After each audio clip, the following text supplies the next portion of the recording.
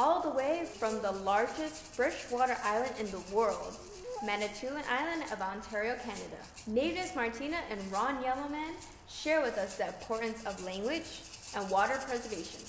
Let's take a look. I was born on Manitoulin Island, and my first language is Ojibwe. There was a short time that I didn't have the language when I was in residential school, so when I regained my language back, which is when I was 12 years old, I felt that that was important to have our language. And as I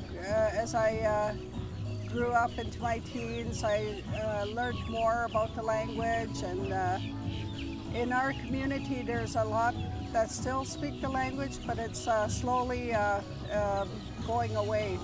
For me, language is very important because that is what is given to us by the Creator to speak when we are born, and I've always been an advocate of the language. I taught at Cambrian College for 17 years in Sudbury, and I taught the language, and when young students come and work, I'm always speaking the language to them.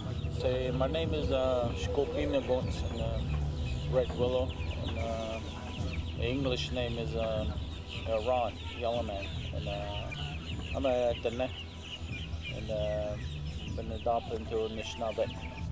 And miigwech means thank you in our language. Ron is learning our language because I'm Ojibwe speaking. There are 5 First Nation communities on Manitoulin Island, and we are one of the largest First Nation communities on that island. Manitoulin Island means, Spirit Island, and how beautiful it is. They try and leave it as natural as possible. It's the largest freshwater island in the world. People are gathering every month to do ceremonies to help our Mother Earth to cleanse that water. We know right now it has dropped at least 3 to 4 feet in the last, maybe I'll say 60 years. And the way it's going in the next 100 years, we might be really in trouble with fresh water. The woman is mainly responsible in taking care of the water for us. And it's just like the males take care of that fire, and the women take care of that water. It's one of their responsibilities to pray for the water, and that is why one of our Wikwemikong First Nation elder took it upon herself a number of years ago to start that journey to carry that water. When we carry our young ones, there is water there, and when we bring birth of life into the world, there is water. So there are teachings that go way back, from our ancestors, how women were given that task to pray for that water, to take care of that water, to do those ceremonies with the water.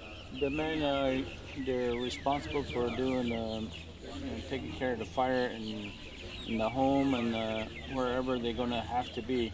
They have taken on that responsibility because it's one of our main source of connection with all creation that is around us. Okay, this is one of our crafts that we have. This is made out of porcupine quills. And we dye the porcupine quills, and we make different kind of artwork with them. This one is a quill basket. The basket here, we make it out of a birch bark. It comes from a tree, and we peel the bark off of it, and we actually don't kill the tree. We use the bark, and also we use the sweetgrass with stitch around it. The only thing that's imported is the thread. The rest of them is coming right out of that. And we do a lot of teaching with this circle. The way Anishinaabe people up north would be explained it is a medicine wheel, they'd say. And this circle represents the 4 colors, and the yellow is to the east, and the red's to the south, black is to the west, and the white is to the north. And to each corner we have the eagle, the deer, the buffalo, and the bear. And those are the ones that are taking care to each corner of the earth. We have medicine that belongs to all those four directions. The first time the Creator was placed us here as a human being, the elders tell us that there were four nations.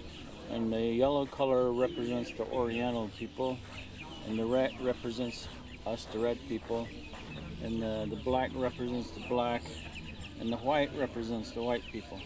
And that is the four colors we're told that there is here. There's a lot of teaching that goes in here in this circle, and our elders say if everybody knew this, the teaching that went in this, the way of life is today, we won't be having so much problem today.